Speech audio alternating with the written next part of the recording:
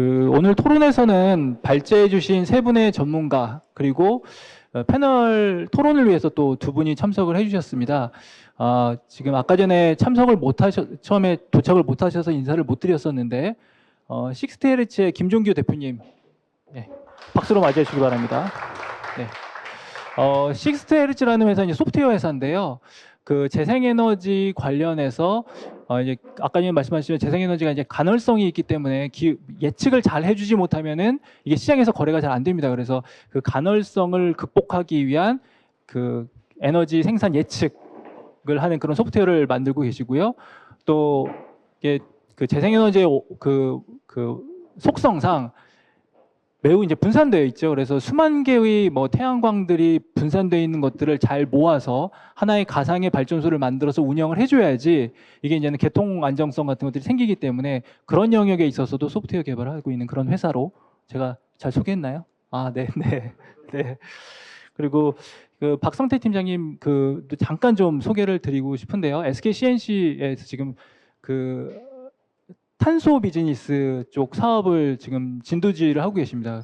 SK, 아까 말씀하셨지만 SK라는 그룹이 아리백을 우리나라에서 제일 처음으로 선언을 했어요.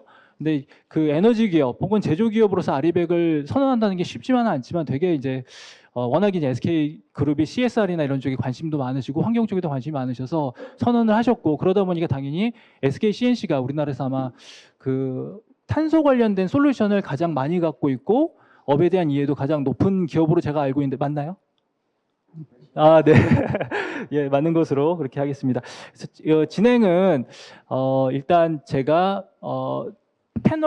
패널에 참석하신 두 분께 발표 내용들을 간단히 한 3분 정도 내외로 리뷰를 부탁을 드리고요. 그 이후에 본격적으로 토론을 시작하도록 하겠습니다. 네, 일단 김종규 대표님께서 좀 리뷰 좀 해주십시오. 안녕하십니까, 식스테르츠 김종규입니다. 네, 먼저 장대철 교수님께서 글로벌 트렌드 이런 것들을 잘 설명해 주셨는데요. 이 탄소 중립 관련된 활동들을 공시해야 하는 일들이 글로벌 환경에서 많이 생기고 있고, 국내에서도 약간 늦춰지긴 했지만 ESG 공시 같은 것들이 의무화될 것이라는 예고들이 많이 있기 때문에 준비를 잘 해야 되는데, 사실 국내에서는 좀 대응이 미흡하다라는 생각을 저도 가지고 있고, 특히 이제 글로벌 기업들과 거래하는 중소기업들은 대책이 많이 필요하실 것 같은데, 이런 것들을 잘 이행하려면은 좀 이런 일들을 편리하게 수행할 수 있는 소프트웨어가 더 많이 나와야겠다, 그런 생각을 했습니다.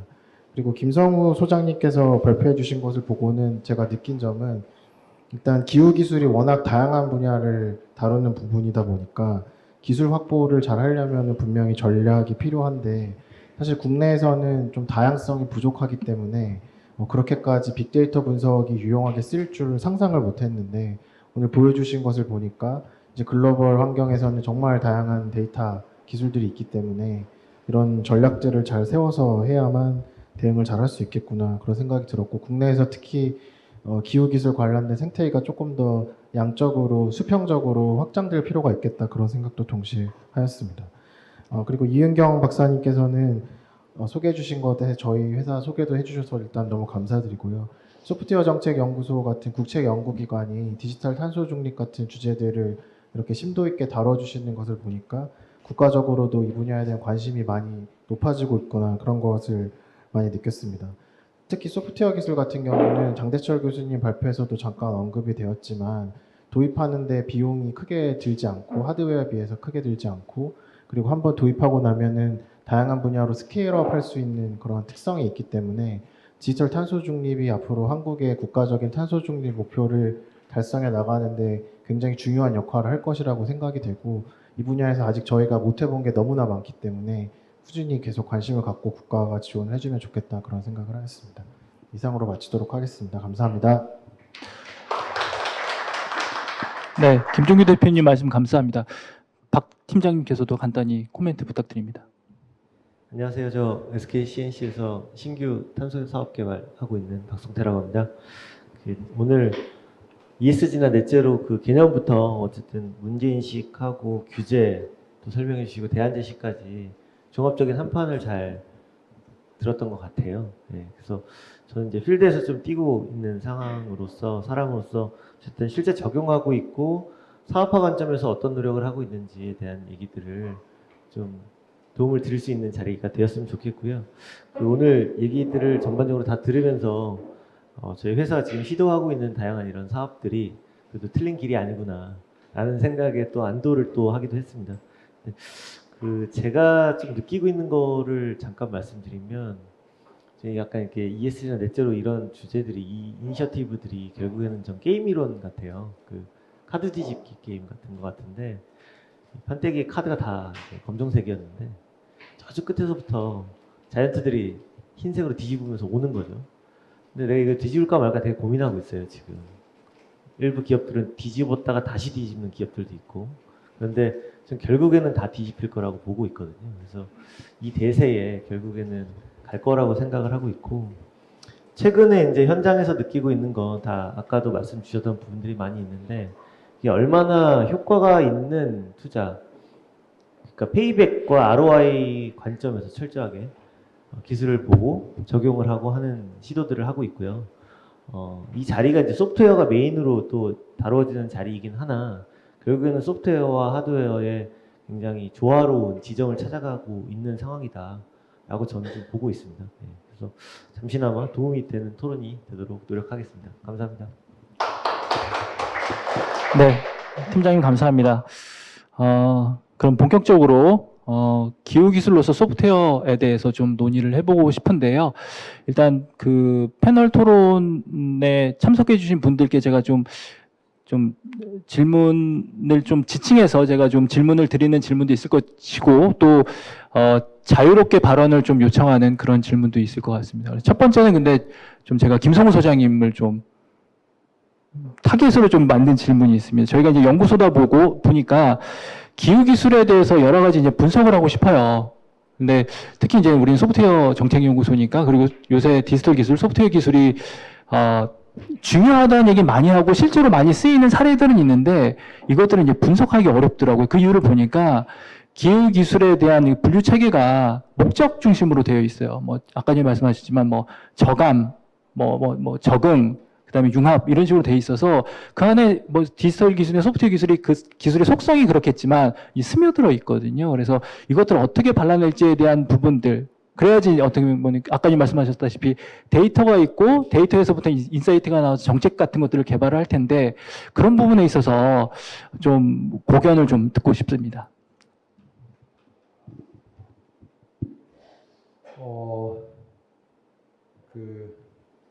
아마 지금 현재 기후 기술의 분류 체계는 2022년 9월 달에 2022년 9월 달에 이 기후 기술법이 이제 그 해에 만들어지면서 관련 고시로 기후 기술을 정의해 놓은 분류 체계가 있습니다. 그걸 말씀하시는 것 같고요. 거기에 보면은 순전히 기술은 잘 모르는데 정책하는 사람들의 눈에 좀 편리하게 기술 체계를 분류를 해 놓았기 때문에 목적 중심으로 돼 있다 이렇게 생각하신 것 같아요.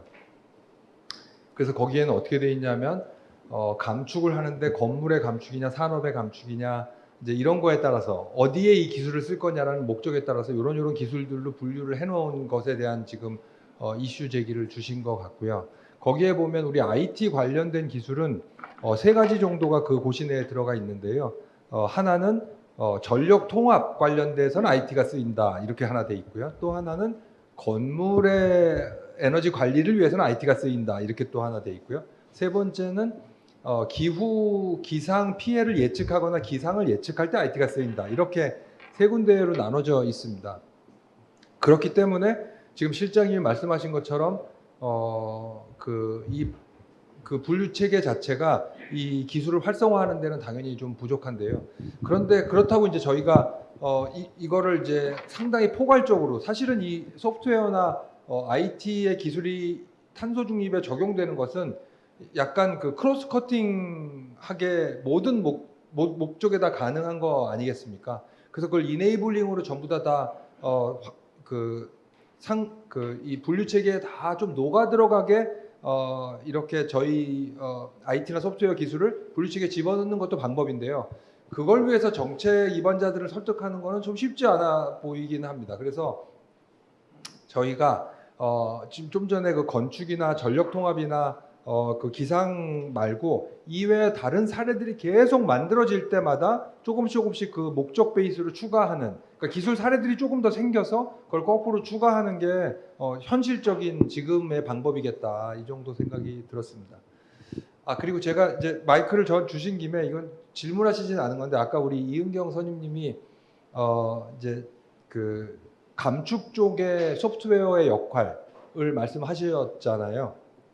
근데 제가 발표하면서 얘기했던 거는, 저는 이 감축 쪽에는 이렇게 역할이 좀 제한적일 수 있다, 이렇게 제가 설명을 드렸는데, 그걸 약간 오해의 소지가 있는데, 저는 제너러티브 AI를 얘기했던 겁니다.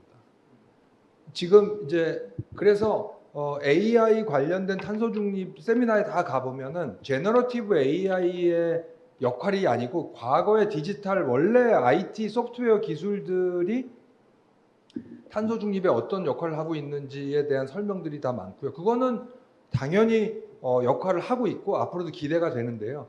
지금 AI라고 하면은 다 제너러티브 AI를 한 1년 반 전부터는 다 그걸 생각하고 있는데, 막상 그거로 인한 효용은 아직 선명하지 않다, 이런 말씀을 드렸던 것입니다. 네. 생성 AI 관련해서 말씀을 해주셨다고 다시 한번 정정을 해주셨습니다. 소장님께 하나만 더 여쭤보고 제너럴하게 질문을 좀 하려고 하는데, 이제 특허 기술에 대해서 이제 관심이 있고, 그 기후 기술을 이제 특허를 내서 이제 기술 사업화를 해야 되는 관점에서 좀 궁금한 부분이 있는데, 이제 기후 기술이라는 게 좀 특이하잖아요. 그러니까 기후 기술을 특허를 내서 사업화를 하려는데, 이 사업화는 결국에는 규제가 이제 전제가 돼야지 이제 시장이 만들어지고 거기서 이제 사업화가 되는 부분이 있고요. 첫 번째.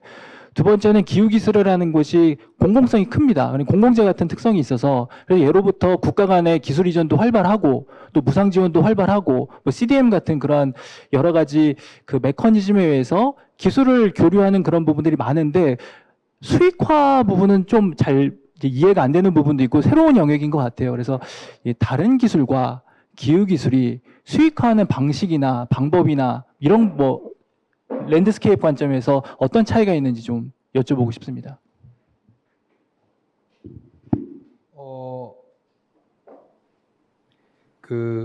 이제 기후 기술은 다른 기술에 비해서 외부 효과가 충분히 내재화되어 있지 않은 상태에서 기술이 시장에 오픈되어 있다, 이렇게 저는 생각을 하거든요. 그건 무슨 말이냐면, 우리가 전기료를 반칙을 하지 않고 충분히 지불하거나, 우리 개인은, 기업은 탄소를 배출하는 만큼 반칙을 하지 않고, 그 반칙은 정부가 하는 겁니다. 정부가 가격을 올리고 제대로 가격 시스템을 작동시켜야 반칙을 안 하게 되니까. 기업은 반칙을 하지 않고 탄소세를 충분히 이렇게 내고 있다면, 그러면 우리 기후 기술이 외부 효과가 충분히 내재화가 된 상태에서 활용되고 거래될 것인데요. 그렇지가 지금 않다. 그러니까 우린 전기료도 보조금을 왕창 받아서 굉장히 싸게 내고 있고, 조금 올리면 막 그 다음에 그 사람 안 뽑고, 그리고 기업도 탄소세를 올릴라 치면은 이제 정부가 그렇게 할 수가 없는 상황이라서, 약간 기후 기술은 다른 기술에 비해서 아까 말씀하셨던 대로 정부의 보조금이나 특별한 지원, 인센티브가 없으면 거래가 좀 제한적이겠다, 이제 이렇게 그게 차이점이고요. 그런데 제가 이제 특허 기술로 그 많은 돈을 내고 저희의 특허 데이터 분석을 의뢰해서 기후 기술을 굳이 비싼 돈을 주고 이런 언설튼티에서, 이런 불확실성에서, 이런 외부 효과 내재화가 안 된 상태에서도 기술을 인수하거나 판매하시려고 하는 분들을 보면, 일부 기술은 외부 효과의 내재화가 필요 없이 이미 시장 메커니즘에 들어있는 기술들도 있다. 그래서 그걸 두 개를 구분할 필요가 있겠습니다. 굉장히 기술 가격이 비싼 거, 예를 들어서 그린 수소다, 이런 거는 인센티브가 없으면은 1도 거래할 수 없습니다, 시장에서. 그렇지만 태양광 발전으로 일부 지역에 전기를 공급한다라고 한다면 그거는 지역의 사정에 따라서 시장 메커니즘과 경쟁할 만한 가격도 있을 수 있거든요. 그런 경우에는 이제 이 기후 기술의 상업적인 거래가 가능하다. 근데 그런 기술이 생각보다 꽤 많기 때문에 저희가 특허 데이터의 활용이 있겠다 이렇게 설명드릴 수 있겠습니다. 네, 잠깐 요약을 하자면 일단 기후 기술이라는 것이 외부성이 크기 때문에 초기 시장을 형성해 주기 위해서 기업의 보조금 같은 것들을 통해서 시장을 형성해 주는 그 역할이 좀 중요하다는 말씀을 해주신 것 같고, 또 일부의 기후 기술 같은 경우는 뭐 예를 들어서 에너지 같은 것들이 대표적일 것 같은데, 스스로 그 기후 기술을 활용해서 에너지를 절감을 하면 그러면 생산 단가 같은 것이 떨어지기 때문에 뭐 굳이 외부 효과를 내부하지 않아도 가능한 영역도 꽤 많다, 이렇게 제가 이해를 하겠습니다. 이제 좀 패널 분들한테 좀 공통적으로 질문을 드리고 싶은데요. 계속 이제 오늘 세션 우리 스프링 포럼의 주제가 소프트웨어가 가지고 있는 여러 가지 속성들이 충분히 기후 기술을 해결하는데 녹아 들어갈 필요가 있다는 그런 내용들이었어요. 특히 장대철 교수님께서는 소프트웨어적 접근이라고까지 이제 말씀을 해주셨거든요. 그러니까 이게 기술뿐만 아니라 기술이라는 것이 가지고 있는 여러 가지 속성으로서 문제를 해결하는 어떤 관점, 문제를 해결하는 방법으로서 소프트웨어를 좀 기술을 넘어서는 뭔가 좀 포괄적인 어떤 접근법으로서 말씀해 주신 것 같은데, 다 이제 소프트웨어 전문가들이시기 때문에 그런 관점에서 앞으로 기후 문제를 해결하기 위해서 어떤 영역에서 소프트웨어가 좀 더 강점을 발휘할 수 있을지 좀 의견을 부탁을 드립니다.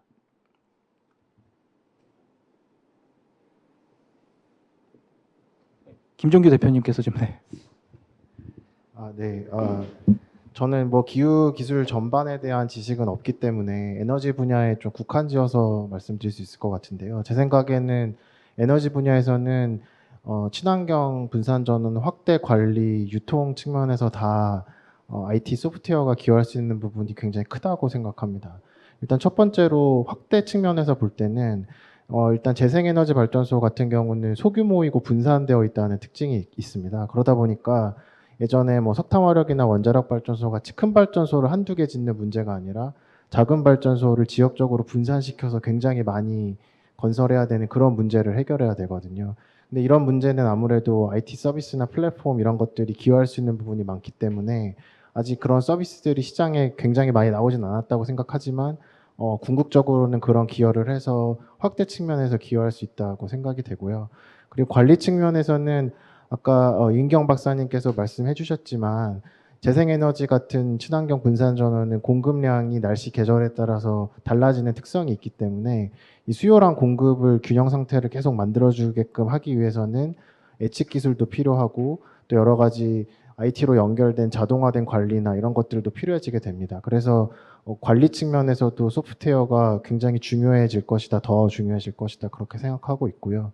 그리고 유통 측면에서도 사실 지금까지 에너지 시장은 큰 발전사랑 큰 고객 사이에서 거래하는 시장이었기 때문에 여러 가지 것들이 효율적이지는 않습니다. 예를 들어 뭐 작은 회사가 재생에너지로 전환을 하려고 하면 해야 되는 일들이 굉장히 많은데 거의 수작업이 많습니다. 그래서 이 분야가 그동안 IT로 많이 전환되지 않은 이유는 큰 회사들끼리 큰 금액을 가끔 거래하는 상황이었기 때문에 그런 것인데, 앞으로는 작은 회사들이 작은 용량을 자주 거래하는 식으로 바뀔 것이기 때문에 이때도 IT가 좀 기여할 수 있는 부분이 있을 것이라 생각합니다. 그리고 AI 관련해 가지고 제가 종종 어디 토론회 같은 데 가면은 에너지 분야에서 AI를 잘 활용하려면 어떤 것들이 정책적으로 필요한지 질문을 하시는 경우가 있었는데요. 제 생각에는 AI가 활발하게 적용된 다른 산업군이랑 비교했을 때 에너지 분야에는 좀 없어 보이는 게 세 가지 정도 있는 것 같습니다. 일단 첫 번째로는 클라우드 기반 서비스가 별로 없습니다. 아까 클라우드 기반 서비스로 가상발전소를 하는 것이다 이런 설명하시기도 했는데, 실제로 한국에서는 한국전력이나 전력거래소나 아니면 6대 발전 공기업이나 이런 것들이 굉장히 보안 시설이기 때문에 클라우드 기반으로 서비스를 운영하는 경우가 굉장히 드물거나 제한적입니다. 그래서 제 생각에는 이 부분에 있어서는 정책적으로 클라우드 서비스가 좀 확대될 수 있는 방법을 찾는 게 좋겠다 생각을 하나 했고요. 두 번째로는 벤치마크가 없습니다. AI가 적용이 된 거의 모든 분야는 그것이 라지 랭귀지 모델이든 아니면은 물체 인식 분야이든 간에 좀 공실력 있는 벤치마크가 있어서 그거를 기반으로 기술들도 발전을 하고 평가를 하고 하는데 에너지 분야에서는 이 알고리즘의 성능을 평가할 수 있는 벤치마크가 많이 없다라는 생각이 듭니다. 그래서 이 부분도 공공에서 좀 신경을 써주셔야 되는 부분 같고요. 마지막으로는 오픈소스 프로젝트가 없습니다. 여러 가지 분야에서 AI가 잘 확대되는 그런 풍경을 보면 항상 오픈소스 프로젝트가 있는 것 같거든요. 근데 에너지 분야에서는 오픈소스 프로젝트가 제가 거의 들어본 적이 없는 것 같습니다. 그래서 클라우드 서비스 벤치마크, 오픈소스 프로젝트 이 세 가지는 정책 문제이기도 한 것 같아서 그 말씀을 한번 드리고 싶습니다. 네, 감사합니다. 그 AI 영역에 있어서 그 공공 영역에서 혹은 정부 영역에서 좀 개선해줘야 되는 영역까지도 좀 말씀을 해주셨고요. 그에 앞서서 소프트웨어가 강점을 보일 수 있는 영역이 결국에는 자동화하거나 복잡한 문제를 심플리파이하거나 효율화하거나 최적화하는 그런 문제들에 있어서는 소프트웨어가 를 당해낼 어떤 다른 대체할 만한 기술이 없기 때문에, 그리고 다행히 그러한 분석이나 예측이나 이런 것들을 함에 있어서 데이터가 이 분야에서는 이제 모으면 모을 수 있는 것이기 때문에 확실히 앞으로도 잠재력이 있을 것으로 그렇게 예상을 할 수 있을 것 같고요. 더해서 이제 그 연결을 해서 박성태 팀장님한테 좀 여쭤보고 싶은 것이, 이 소프트웨어 기술의 강점을 이제 방금 논의를 했는데 이런 얘기들이 많이 있습니다. 그러니까 디지털 전환이라는 것을 이제 하잖아요. 기업들이 어떤 도메인에 있는 기업이든지 하는데, 디지털 전환을 많이 한 기업들이 그 디지털 전환을 굳이 뭐 친환경이나 탄소 중립을 위해서 하는 것도 아니지만 디지털 전환을 많이 한 기업들이 탄소 중립에 더 잘 대응하더라. 잘 적응하고 그 어떤 위기에, 그리고 성과를 빨리 내더라, 이런 얘기들이 많이 있는데, 디지털 전환을 이제 도와주는 것이 사실 SK CNC의 본업이지 않습니까? 그래서 거기에서 어떤 여러 가지 경험들이 있으셨을 것 같은데, 좀 구체적인 경험 같은 것들을 말씀해 주시고, 실제로 디지털 전환이라는 것이 탄소 중립하고 어떤 식으로 연결이 되는지 좀 말씀 부탁드리겠습니다. 네, 굉장히 공감이 많이 되는 질문을 해주십니다. 그 아까 전에 발표해 주셨던 부분에도 있었는데요. 최근에 저희 이제 디지털 트랜스포메이션을 그린 트랜지션이라고 좀 명명을 하고 있어요. 그래서 저희도 고객이랑 혹은 필드에서 얘기할 때 그런 용어를 많이 쓰는데요. 사례를 좀 한번 말씀드리면, 아까 말씀하셨던 것처럼 넷제로를 가는 데 있어서 어쨌든 전이가 내가 얼마나 뿜어내고 있는지 측정을 할 수 있어야 되고, 그 다음에 어떻게 줄일 건지에 대한 감축에 대한 고민을 하고, 그다음에 내가 노력을 했음에도 불가피하게 못 줄인 부분에 대해서는 상쇄를 할 수 있는 오프셋이 있죠. 이 단계로 이제 전이가 엔터프라이즈들의 전이가 가는데, 맨 앞단에서 측정을 하는 방식도 굉장히 다양하게 있습니다. 많이 아실 것 같은데, 일단 사업장 단위로 내가 얼마나 배출하고 있는지를 측정하는 방법이 있고, 또 제품 단위로 측정하는 방법이 있는데, 저희가 지금 아까 전에 말씀 주셨던 규제랑도 연결이 되는데, 이제 CBAM이나 이런 것들 대응하기 위해서 디지털 카본 패스포트 솔루션 가지고 있습니다. 이게 뭐냐면 결국에는 로우 머티리얼에서부터 이 생산을 지나서 사용 단계까지 이 제품 하나가 얼마나 뿜어내고 있느냐를 이제 측정하는 거잖아요.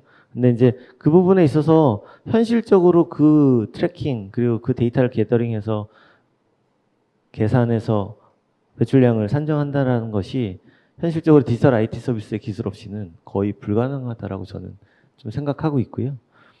그래서 최근에는 EU에 있는 뭐 카테넥스나 이런 플랫폼에서도 그들이 지금 표방하고 있는 플랫폼 안에서의 표준 기술, 보안 요인 뭐 이런 부분들을 다 충족하는 내용들을 살펴보면 생산 공정상에서 실제 측정된 데이터를 가지고 산정할 수 있었으면 좋겠다라는 게 그들의 가이드라인이 있고, 물론 측정 못해서 측정할 수 있는 여력이 안 돼서 지금 당장 뭐 다른 방식으로도 할 수 있겠지만 결국에는 실측 데이터 기반으로 측정을 하는 것을 굉장히 강하게 얘기를 하고 있고, 그런 부분들이 결국에는 공장 인사이드 안에서 엣지 디바이스나 이런 것들을 작은 뭐 이 데이터를 수집할 수 있는 이런 디바이스들을 달고 걔를 IoT 게이트웨이로 모아서 그 다음에 아까 방금 전에 말씀하셨던 클라우드 기반의 SaaS에 있는 제품 단위 탄소 배출량을 측정할 수 있는 솔루션이랑 연결하는, 예를 들면 이런 형태의 사업들을 저희가 지금 현재 국내 기업과도 하고 있고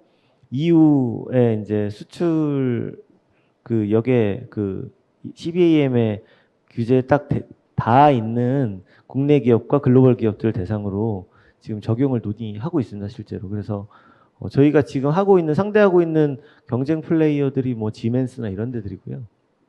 그래서 그런 부분들이 결국에는 디지털 IT 서비스 이런 부분들이 탄소 중립에 있어서는 굉장히 필수 불가결한 요소가 될 수 있을 거라고 생각을 하고 있고, 이 부분들이 우리나라의 뭐 어쨌든 좀 경쟁력을 높이는데도 도움이 많이 될 수 있다라고 좀 생각하고 있습니다. 네, 그 방금 CBAM 말씀을 해주셨는데 탄소 국경 조정 제도라고 아까 전에 장대철 교수님께서 말씀해 주셨는데 2026년부터 아마 시행이 되는 걸로 알고 있습니다. 우리나라 기업들이 얼마나 지금 위기 의식을 갖고 있고 또 거기에 대해서 어떤 식으로 대응하고 있는지 지금 방금 말씀해 주셨지만 좀 지금 현재 업계에서 어느 정도 좀 고민하고 있는지에 대해서 말씀을 해주실 분이 있으실까요? 혹시 소장님 가능하실까요?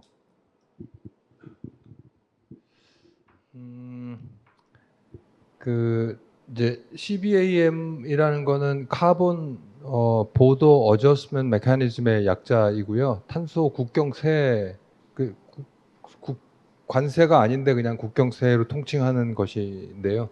EU에다가 우리가 철강 수출하려면 그 철강을 만들 때 배출한 탄소 배출량이 EU 안에서 철강을 만들 때 배출한 탄소 배출량보다 클 경우에 거기에 세금을 두드려 매기는 메커니즘을 EU가 올해 1월부터 시범 사업 중이고요. 2026년부터는 그 돈을 실제로 부과하겠다 이런 상황입니다. 우리나라의 그 CBAM을 이렇게 그냥 통칭해서 부르는데요. 그 CBAM에 저촉될 것으로 예상되는 회사가 한 2,000개가 조금 안 되는데요. 근데 이제 문제는 대기업하고 중소기업으로 나뉘어 보면요. 아까 이제 철강하고 6가지의 제품에 대해서 일단 시범적으로 시작하겠다 했거든요. 모든 수입품을 다 하는 건 아니고요. 그런데 이제 우리나라랑 간섭이 있는 거는 철강뿐입니다. 지금 현재로서는. 그래서 철강이 이제 2,000개 업체 중에 대기업들은 그래도 계산도 하고 옛날부터 팀도 있었고 배출권 거래제라는 정부의 규제도 있었기 때문에 대응을 해왔는데 중소기업들은 이제 전혀 그런 그 규제에 노출이 된 적도 없고 중소기업은 심지어 대부분이 아까 2,000개 거의 대부분 다 중소기업인데 중소기업은 자기가 이 신고의 대상인 줄 모릅니다. 그리고 신고의 대상인 줄을 알아도 이거를 정부의 가이드라인이 다 있어도 그거를 읽고 계산을 할 인력이 없습니다. 그냥 예를 들어서 이제 그 세탁기를 이렇게 받치는 앵글 같은 거를 만드는 회사도 그걸 수출할 경우에는 이 배출량을 산정을 해야 된다니 이 사람들 입장에서 참 미칠 노릇 아니겠습니까? 이 중소기업 입장에서. 그래서 한마디로 글로벌 규제는 좀 불공정하게 엄청 세게 이미 시작을 했는데 불공정하게라는 거는 이 배출하는 거는 굉장히 커다란 업체들인데 우리나라에 당장 이 법의 저촉을 받는 데는 뭐 5명 사업장이고 아까 앵글 만들어 수출하는 데고 이거는 상당히 불공정한 거잖아요. 그런 상황에서 이미 시작됐는데 우리 중소기업들은 지금 그 준비가 잘 안 돼 있는 상황이고요. 정부도 고민이 엄청 많습니다. 이것 때문에 아직 해결책은 못 냈습니다. 고맙습니다.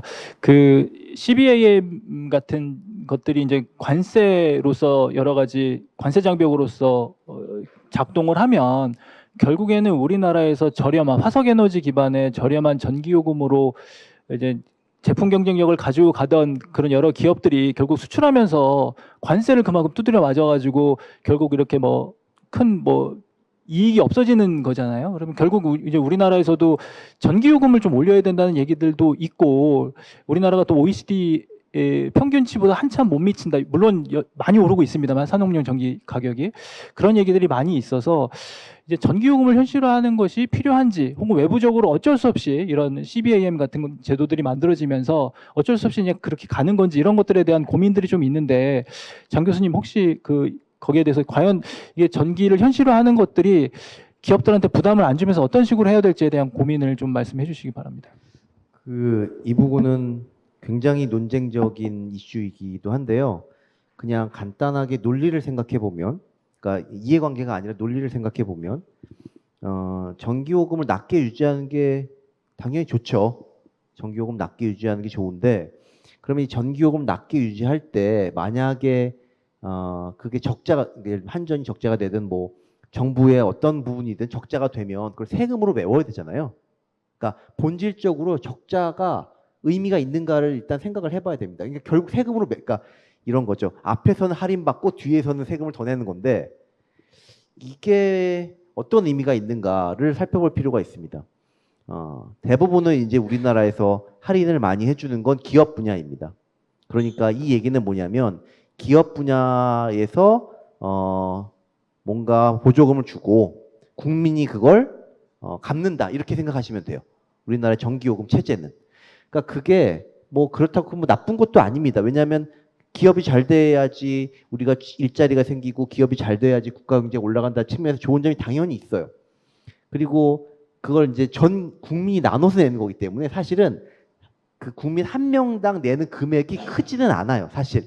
그러니까 그러한 관점에서 우리나라의 장점도 분명히 있다는 거는 이해하고 이 논의를 시작해야 되는데요. 근데 문제는 뭐냐면 이제 전기요금을 낮게 가지고 가는 것이 이제 국가에서 보조금을 주는 것으로 이해가 되면 결국 무역장벽에 영향을 받게 되고 지금 이야기한 유럽에서 지금 시행하려고 하는 CBAM에 영향을 받게 됩니다. 따라서 결국에는 돈을 더 내게 돼요. 그러니까 물론 지금은 이제 철강 분야에 한정되어 있겠지만 우리나라에서 영향을 받는 것이 유럽이 이걸 철강에만 한정할 이유가 전혀 없습니다. 뒤에도 잠깐 뭐 나올 수 있겠지만 유럽은 이걸 자기의 전략으로 쓰고 있는 거기 때문에 이 분야를 확장시키고 이걸 강화시키는 거는 앞으로 예정돼 있는 바라고 생각하시면 돼요. 따라서 지금 뭐 당장이야 뭐 철강에 한정될 수 있겠지만 앞으로는 그렇지 않을 거다. 그렇다고 생각을 하면 전기요금을 우리가 적응할 수 있는 수준으로는 점진적으로 높일 필요는 있겠다라는 생각이고요. 근데 더 중요한 게 있는데 전기요금을 지금 낮게 유지하다 보니까 실제로 에너지 사용에 대한 소비 의식이 높지가 않습니다. 그냥 전기를 그냥 막 써도 된다. 아니, 물론 그렇지는 않죠. 사실은 뭐 집에 가면 막 전기 아껴 쓰고 하시겠지만 실제로 전기요금이 높을 때에 비해서 전기 사용에 대해서는 좀 너그러운 편입니다. 아무래도. 따라서 전기요금을 올리는 건 여러 가지 관점에서 효율을 높이거나 소비를 좀 억제하는데 도움이 많이 됩니다. 물론 이거를 높이는 방식에 문제가 있을 수는 있습니다. 급격히 올리거나 뭐 그런 경우에는 문제가 있을 수 있지만 올리는 것 자체에 문제가 있는 건 아닌데요. 한 가지 더 이슈가 있는 건 전기 요금이 너무 낮으면 이 분야의 혁신이 저해됩니다. 가격이 너무 낮기 때문에 혁신이 잘 일어나지 않고 혁신이 일어나지 않으면 새로운 시장이나 산업이나 혹은 일자리가 창출되지 않는 게 사실 제가 볼 때 더 큰 문제입니다. 그러니까 지금 조금 아껴서 미래를 희생시키는 느낌이 더 강합니다. 그래서 전기 요금을 어느 정도는 인상시키고 이런 인상을 통해서 현재의 효율성이나 아니면 에너지 소비 수준을 좀 억제하는 것과 동시에 혁신으로 갈 수 있는 길을 만드는 것이 필요하다고 보는 측면에서 전기 요금에 대해서는 뭐 여러 가지 관점들을 좀 가질 수 있겠다라고 말씀드릴 수 있습니다. 장 교수님 말씀은 장기적으로 봤을 때는 전기요금을 올림으로써 얻게 되는 득이 실보다 높다는 말씀을 해주셨고, 다만 단기적인 관점에서 봤을 때 이것을 좀 섬세하고 신중하게 접근할 필요가 있다. 왜냐하면 단기간에 너무 급하게 올렸을 때 부작용 같은 것들이 있을 수 있기 때문에 그렇게 말씀을 해주셨던 것 같습니다. 그리고 이제 그 전기요금이 낮음으로 인해서 발생하는 여러 가지 문제들, 뭐 관련된 혁신이 이루어지지 않는다든지 사람들의 행동을 좀 전기를 절약하는 행동을 굳이 할 이유가 없어지는, 이게 이제 행동주의적인 이슈고 이게 서비스화하고도 좀 연결이 되는 것 같은데 그런 문제들도 좀 지적을 해주셨어요. 관련된 좀 제가 좀 재밌게 우리 김종규 대표님께서 전에 언론사에서 인터뷰하신 것들을 보니까 김종규 대표님이 이제 독일에서 유학을 하시면서 독일 가정에서 뭐 이렇게 클릭 몇 번으로 재생에너지를 선택해서 쓸 수 있다, 독일은. 뭐 이런 말씀을 해주셔서 되게 흥미로웠어요. 우리나라는 일단 안 되는 것으로 제가 알고 있고요. 그래서 그거 어떻게 해야지 될 수 있는 건지가 일단 궁금하고요. 김종규 대표님께서 간단히 말씀해 주시면은 또 제가 뒤이어서 질문을 좀 드리도록 하겠습니다. 네, 뭐 말씀하신 대로 저는 독일에서 거주를 할 때 재생에너지만 선택해서 쓸 수 있었습니다. 근데 이게 사실 기술적인 문제는 아니라고 생각할 수밖에 없는 것이 당시 제가 거주하던 건물에 있는 계량기 같은 것을 보면 이제 2차 세계대전 때 쓰던 계량기를 그냥 쓰고 계셨거든요. 아날로그 계량기가 이렇게 돌아갔던 것이죠. 근데 그런 환경에서도 저는 그 인터넷에 접속해서 제 계량기 번호를 넣고 클릭 3번 정도 하니까 재생에너지 전환이 돼서 다음 달부터 재생에너지 쓴다고 고지서가 날라오더라고요. 그래서 이거는 저는 아무리 생각해도 기술 문제는 아닌 것 같고 정책적인 문제라고 생각을 하게 되었습니다. 그래서 그런 인터뷰를 했었던 것 같습니다. 그러니까 기술의 이슈는 아닌 것 같고, 그러니까 뭐 제가 재생에너지를 쓴다고 해서 재생에너지가 실제로 오진 않을 테니까 어디선가 이제 정산을 하겠죠. 그러니까 어디선가 마켓 클리어링이 일어나고 그 마켓 클리어링이 일어나기 위한 뭔가의 시장이 있는 거죠. 공급자와 수요자가 만나는. 그리고 그것들은 뭐 현재의 기술로서도 충분히 가능한데 제도적으로 그런 것들이 좀 뒷받침이 될 필요가 있겠다라는 그런 말씀으로 제가 이해를 했고요. 이게 사실은 이제 소프트웨어의 가장 큰 강점인 것 같아요. 독일에서 그 재생에너지를 쓸 수 있는 뭐 사소한 웹 기반의 소프트웨어 서비스인 것이죠. 그래서 그런 것들이 우리나라에 많이 만들어질 필요가 있겠다라고 생각을 하고, 그런 관점에서 아까 전에 김성우 소장님께서 말씀하셨던 소프트웨어 활용하는 행동변화 펀드, 그런 것들이 또 좀 중요한 것 같아요. 일종의 넛지 역할을 하는 거죠. 그러니까 기존의 기후변화라고 하는 거, 기후대응이라고 하는 것을 이제 기업들, 탄소를 많이 배출하는 기업들이 하는 행동이다라고 이제 생각하는 것이 아니라 일반인들이 이제 접근해서 기후변화에 유의미한 행동을 조금조금하게 할 수 있는 그러한 앱들, 서비스들이 많이 만들어질 필요가 있겠다. 그러면은 충분히 변화가 있을 수 있겠다라고 생각이 되는데, 관련해서 장대철 교수님 혹시 좀 부연하실 말씀이 있으실까요? 행동의 변화나 그린 소프트웨어 파운데이션도 그러한 것 같아요. 그러니까 그린 소프트웨어 파운데이션 같은 것들도 거기서 SCI라고 하는 것을 만들어서 실제로 소프트웨어가 이제 펑션 유닛별로 이제 작동을 할 때 그 펑션 유닛별로 얼마나 탄소를 배출하는지에 대해서 측정을 한다.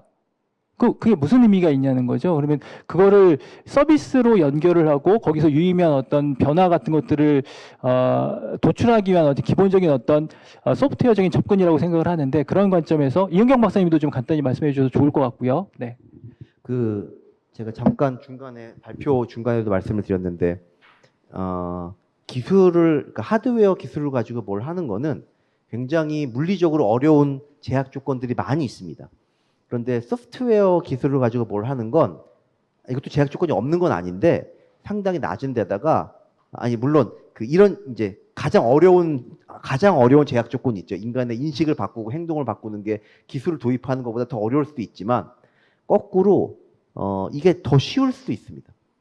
그러니까 이거는 굉장히 뭐라 그럴까, 하기 나름에 따라서 달라지는 어떤 분야인데, 인간의 행동이라는 게 만약에 예를 들면 이런 거죠.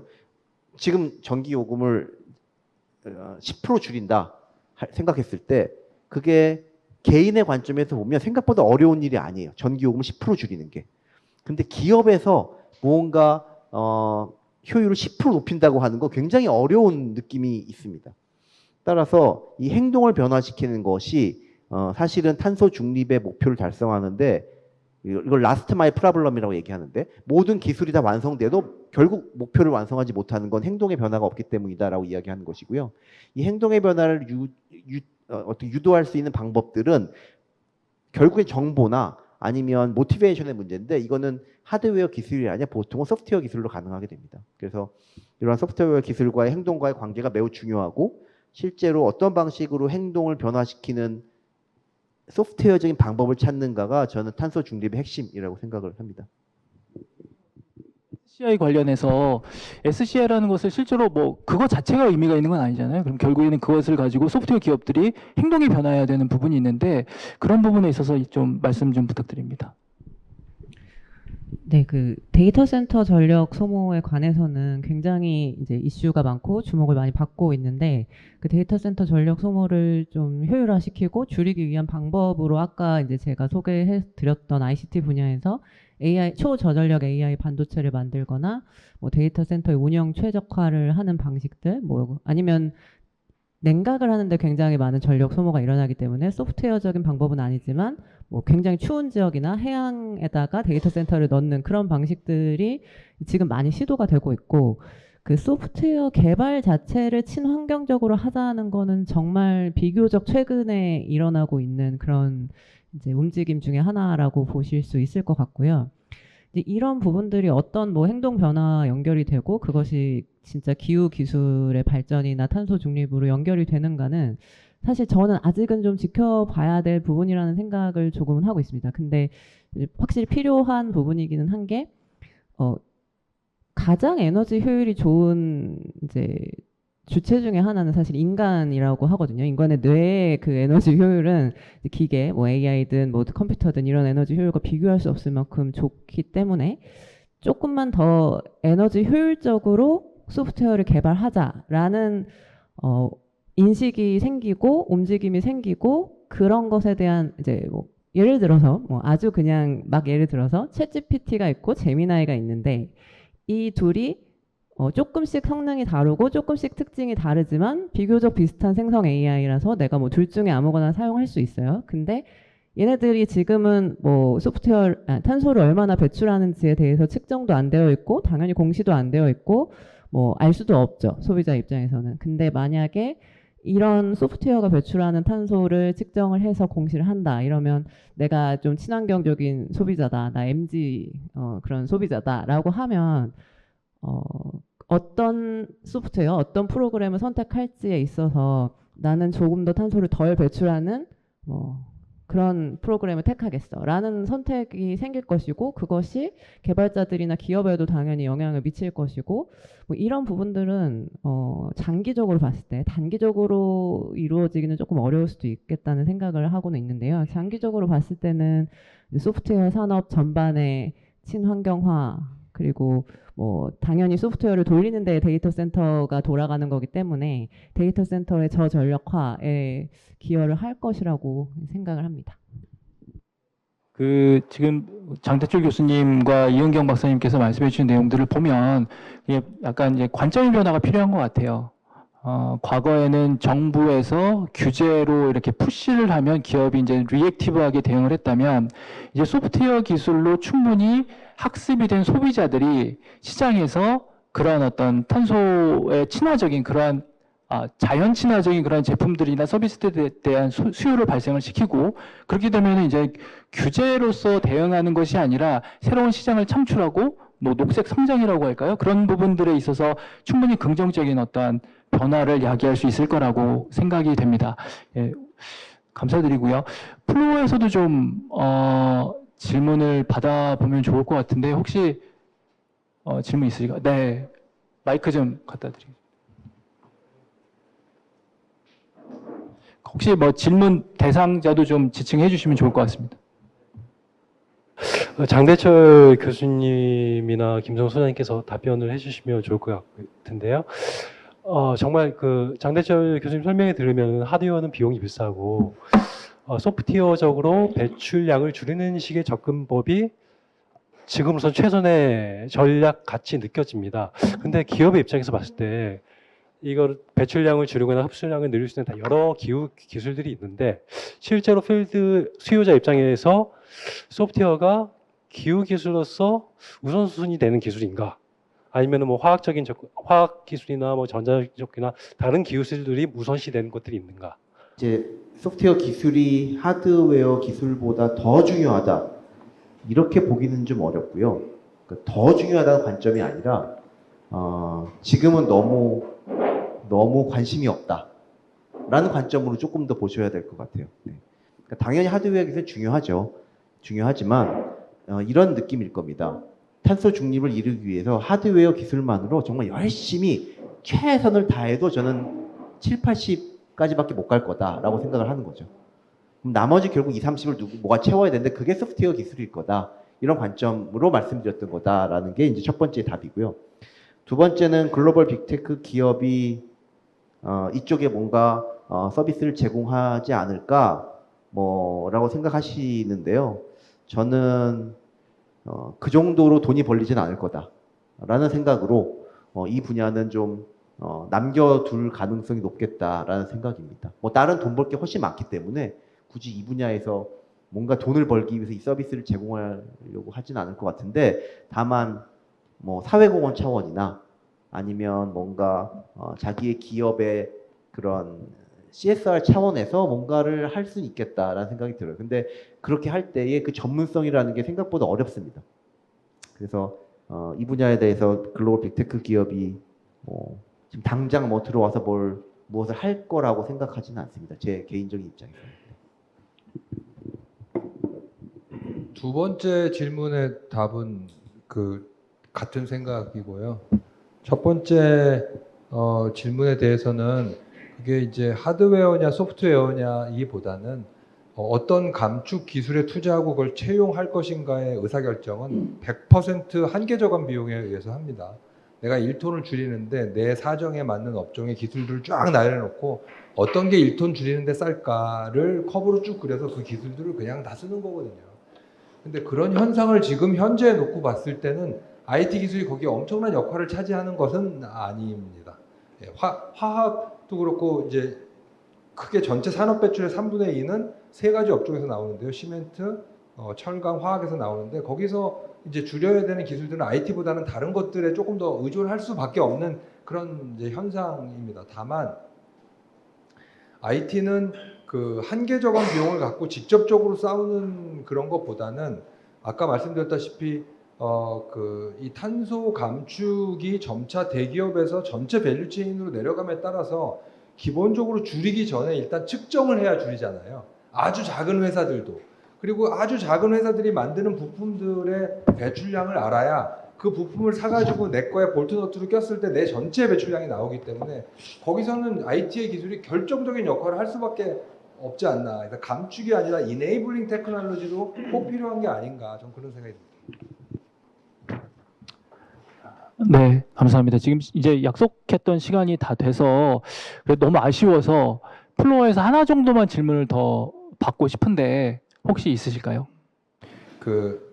CBAM 같은 직접적인 그 제품에 대해서 탄소의 배출량의 차이를 국경에서 부과하는 거를 소프트웨어를 대상으로 하는 거를 먼저 염두에 두시기보다는 제가 말씀드렸다시피 지금 유럽에서 철강 제품 또 다음에 26년부터는 케미칼 제품, 플라스틱까지 간다는 거거든요. 그럼 나중에 이제 자동차까지 완성품까지 다 간다는 거니까 제품의 확대, 또 유럽에서 지금 26년부터 하기로 결정됐고 미국은 이걸 하기 위해서 제품별로 조사하고 있어요.